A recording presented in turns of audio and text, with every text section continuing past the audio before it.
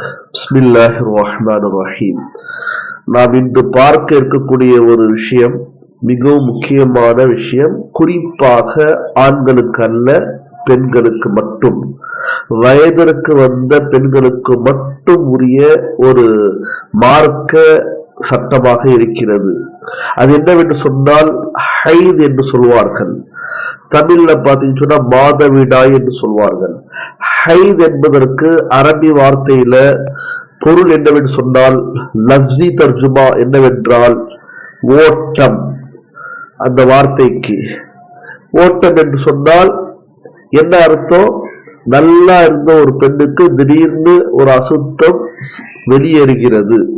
இந்த அர்த்தத்துல அதுக்கு ஹைத் என்று பெயர். ஆனால் மார்க்க அடிப்படையில அர்த்தம் என்னவென்று சொன்னால், ஒரு பெண்ணிற்கு குறிப்பிட்ட வயதிற்கு வந்த பிறகு வரக்கூடிய ஒரு அசுத்தம் என்பதாக சொல்லலாம். அதை இப்படியும் சொல்லலாம், ஆரோக்கியமான நிலையில் ஒரு பெண்ணிடமிருந்து வெளிவரும் ரத்தம் என்ற பொருளிலேயே அது ஹைத் என்று சொல்லப்படும்.